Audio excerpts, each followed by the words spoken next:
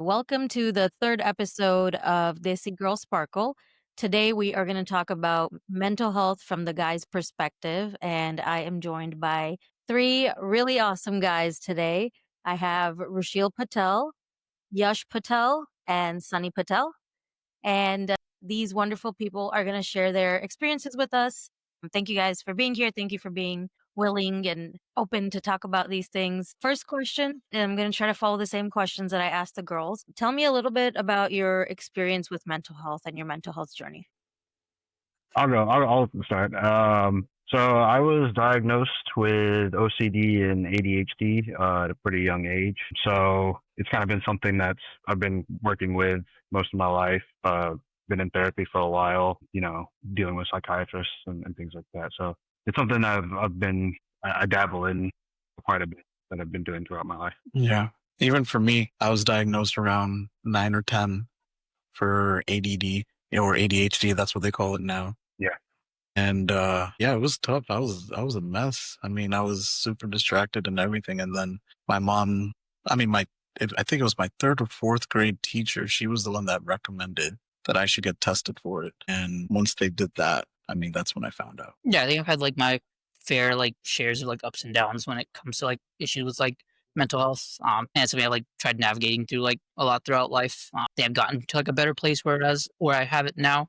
There's a lot of times where I think I'd get really angry really easily over minor things just because I had a lot of built up thoughts and stuff going on in my head and stuff like that. But I feel I've kind of transitioned to better that a little bit now. Why do you think men often hesitate to talk about their feelings, especially in our community? I think a big thing comes with struggling with communication and kind of articulating how you're feeling kind of at the moment. Even when we kind of started the call, you'd asked us to go ahead and get started, and we all were just kind of hesitant about speaking up first, and that's just kind of a thing that just is wired into us in a way sometimes. But reason why men don't talk about it is because they might try to compare it to other people's problems that they might be having. And I for me personally, it's I feel sometimes I just choose not to speak up because maybe they don't seem as quote unquote important or as serious as issues other people have going on. So I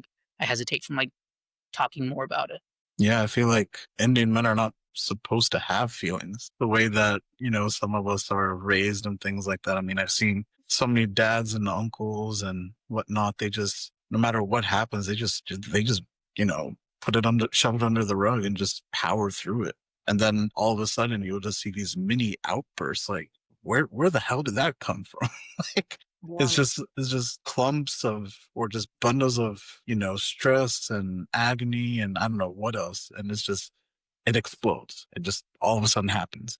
I feel like that's what I see. That's why it's a big struggle for us, Indian guys to kind of come out, because we didn't see our dads, express their frustration or anger, or nor did they choose to go get help. We were just okay, we'll just follow what they do. Yeah. It took me a while. Yeah, I definitely agree. I think there's a mentality, especially among Indian men, kind of, just tough it out, push through it. These are your problems and not anyone else's, and it's up to you to deal with them. I definitely see the same thing in the dads and the uncles, this mentality that admitting that they might have an issue is seen as weak, and they have to deal with it on their own. And talking about it or trying to deal with it in any other kind of way isn't really seen as kind of, again, weak. Yeah, it's interesting because I feel like the three of you have so much overlap in what you're saying, but you also all three are so different, right?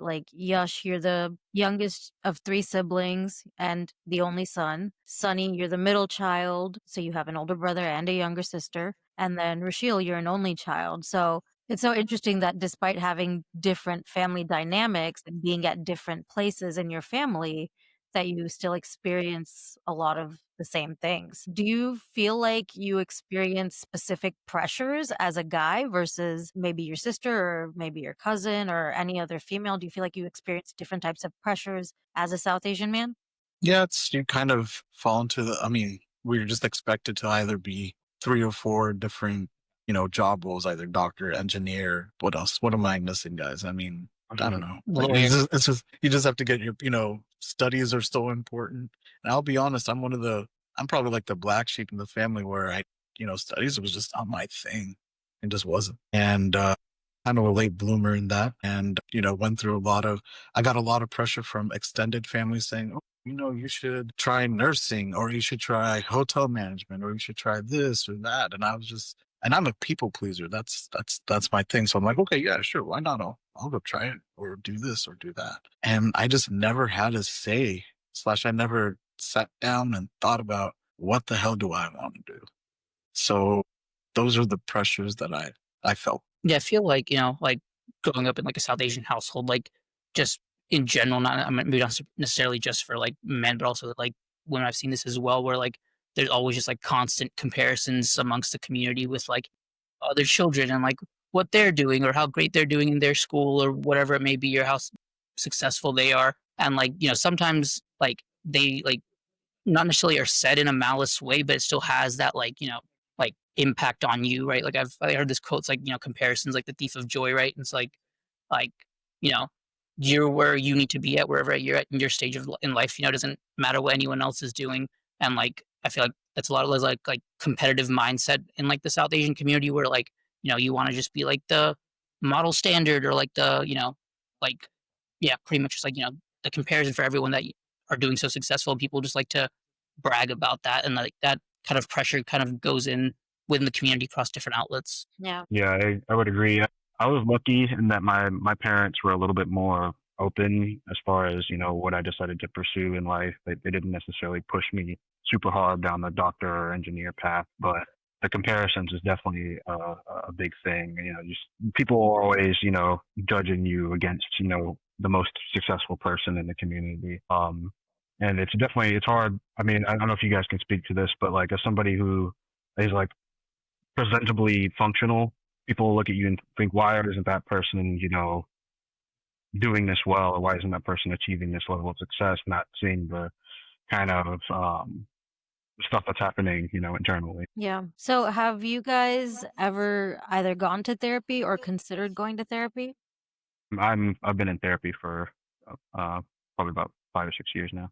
Yeah, I just started therapy too. I would say a year and a half or 2 years. I had one therapist, and she was a female. She was great, but I just couldn't talk. Like, I just felt uncomfortable just talking guy stuff with her, and then I switched and found this new therapist, and he's fantastic. I mean, I can be as open, as honest as I can be with him without being like, oh, what is she going to think, compared to the, female therapist that I had. But once I started talking to my current one, I mean, oh my God, I'm as open as anything. I can tell him anything, and it's like a judgment-free zone. It's just so nice to just, talk it out, just let it out, and just lay it on, be extremely vulnerable. It's insane too. And that too, it's not something that right? It's just they don't have an opinion on, what you're saying. They just want to hear you out and try to help you. So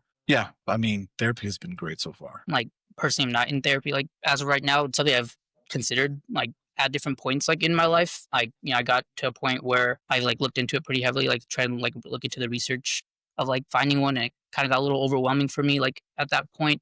So I kind of like turned to finding other ways that I felt like might have worked for me on my own.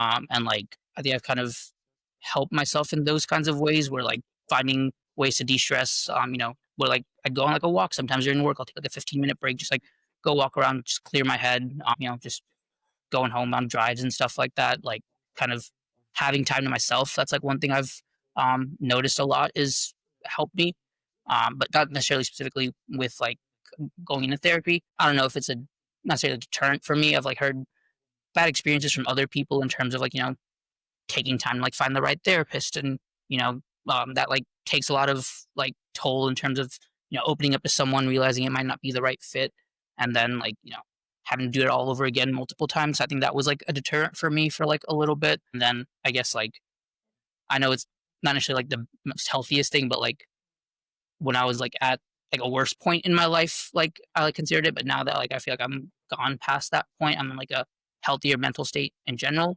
It's like not something I've actively considered, but I do definitely think it's something that like an outlet I should look into as well. How do you talk to your family about this, about everything that you feel, the pressures that you feel? Do you talk to your family about it? And if you do, how have they responded or reacted to it? Yeah, I think growing up, like my like siblings are always like my like second set of like parents in a way. And so like I've kind of always like tell them anything for the most part, like how I'm feeling. And they've been like a great like support system. When it comes to like my parents, like I think they've definitely changed a lot, like how they were before, where like before it was maybe harder to have some of these conversations where like they weren't able to like understand ways of how you're feeling. I like remember specific times like someone could be like, "Oh, hey, like I'm feeling depressed." And it's like, "Oh, their answer is like, hey, just don't be depressed." It's like that's not a valid response to like a situation like that, right? On their part, like I've seen them change and grow a lot over the past couple of years, and like now I feel like I have probably one of the like greatest relationships with my parents that I've had ever, where like we have like a very judgmental, free, open communication for the most part. But that's kudos to them to like being able to adapt to that because a lot of South Asian like communities and families are very rooted in their own like old beliefs. They don't really come out of that and like don't try to learn more about it. Yeah, I would say the same for me. It was definitely something I didn't bring up too much when I was younger, but my parents are definitely, and just my family in general, have become a lot more open-minded about it and more aware in how to discuss mental health. So I feel good about kind of having these conversations with them. I still don't like, wouldn't say to go like super deep with any of them, but there's an acknowledgement there at least that is pretty comforting. Yeah, I mean, I'm an only child, and my parents were pretty much like my siblings, right? So, I was pretty open with them, but they were just, again, it was just they're my parents, and there was just some things that I just couldn't tell them because number one, like I would be like, oh, they would be disappointed, or they would be like, hey, why are you feeling this? What's going on? We're trying to take care of you, or this, that, and the other, and it just didn't feel. It just, I just felt uncomfortable talking to them about it. Versus when I talk to my therapist now, you know, I mean, I'm just an open book. I don't feel any judgment. The comparisons don't come in or things like that. It's just, I have a great relationship with them. It's just, there's just some things that's just not easy to talk to them about. So what helps you guys stay afloat? How do you kind of manage your symptoms? How do you kind of go about your day to day and stay afloat? Having a good support system definitely helps with that. I mean, have, my wife, of course. I also have a new puppy that helps out. Mhm. And then I have my other, my brother-in-law, sister-in-law, all of them. I mean, I can be open with them. I can talk to them about stuff. And I don't feel, even though I'm an only child, I don't feel alone.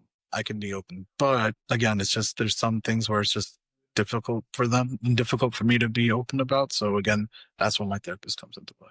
Yeah, kind of like echoing that on like a like strong support system, like good people around you, like keep you grounded as well, but also like people who are like honest with you as well is like really important. Like when you're going through something like there's certain people where I feel like if I want an honest answer, I'd like reach out to these people. There, you have certain people who sometimes will just kind of give you what you want to hear or whatever, but like there's like sometimes you want someone who is like blunt with you about like things that are going on. So sometimes like having people like that, which you can like trust that are, going to give you the response, like, or like give you an answer that's like in your best judgment, or like, in your best, like intention, like good intentions for yourself, is like really important.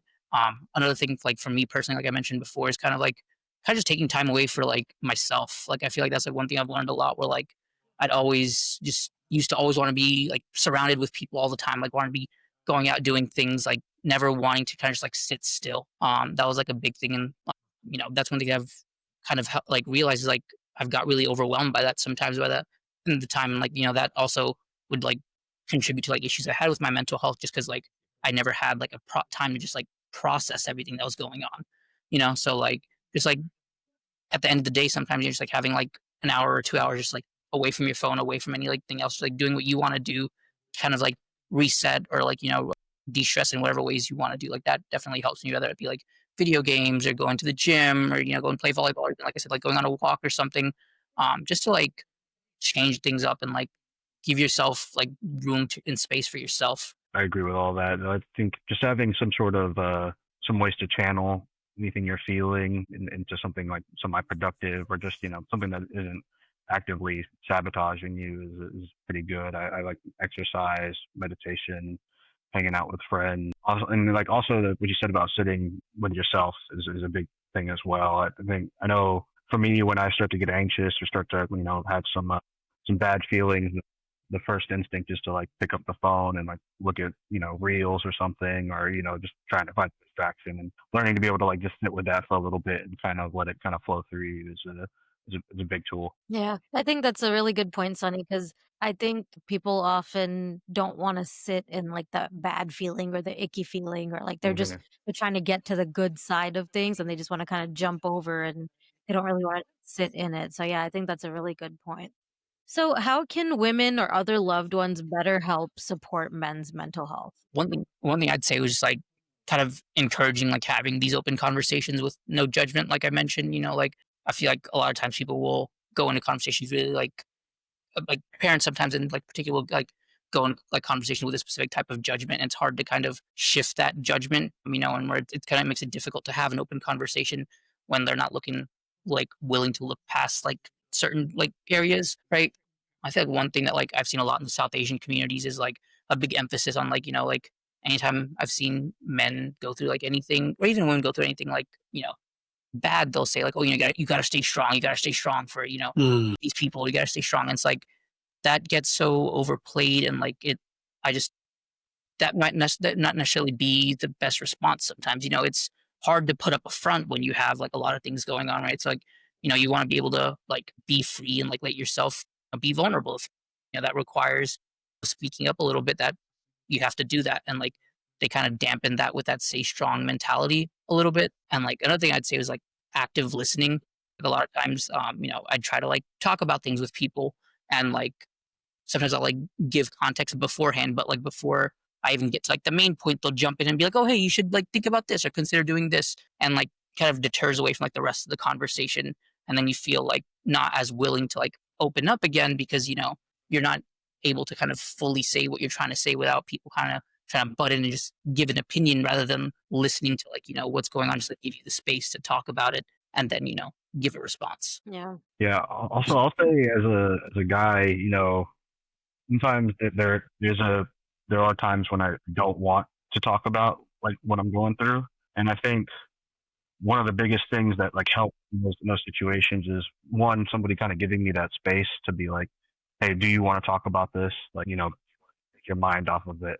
And like for instance, when I've had a really bad day, and my mom has been like, do you want to talk about this? And I'm like, it's not right now. And instead, we kind of just like sit together, watch TV, have a snack or something. It's just that again, having that kind of acknowledgement there, but not necessarily kind of push somebody in any kind of direction is really, I think, really, really helpful. Yeah, no, I agree with both of you on that, especially, what when Sunny said that different ways to decompress and having that communication with your, spouse or whoever. I mean, I know with my wife and everything, she'll tell me that, hey, why don't you go ahead and take some time, take some time for yourself, or hey, do you need to talk? It's like you give me the option whether to talk about it or do you need some space. That's what I truly, I love having that type of relationship with her.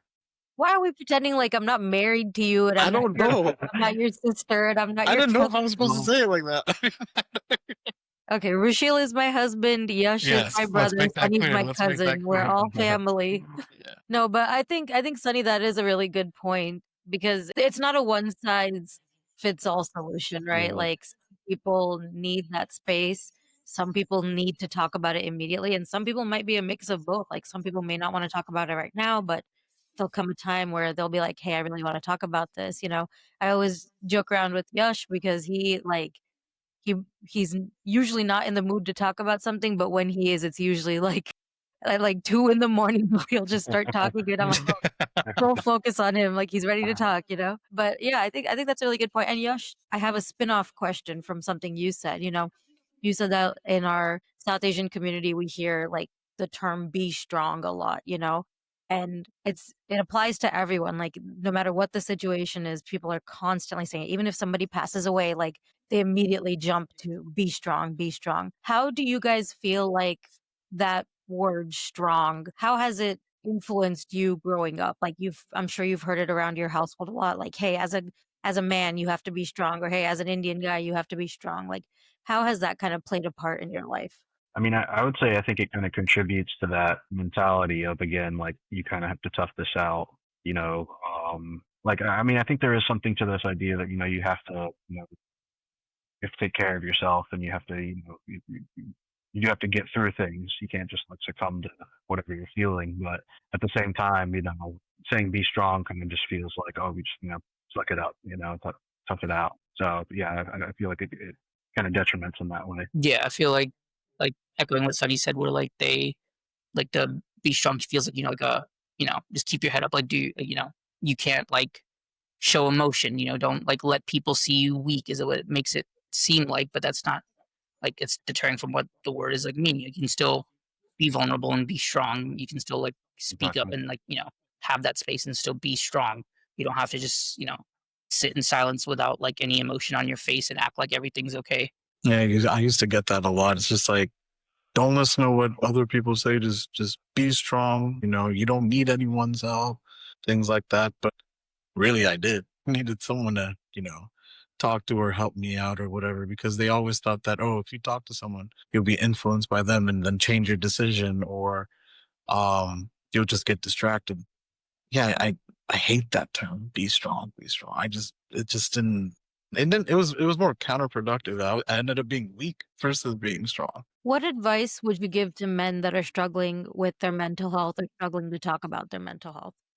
Don't be afraid to speak up. Sometimes, men reach out for help. Like, I know it's easier said than done sometimes, but sometimes it's just that like little like small bit of hesitation that like deters us from like being able to speak out, like kind of being able to identify that and realize that, it's okay to talk to other people, like, like find a good support system you can trust if it, like someone you can open up to is like really important.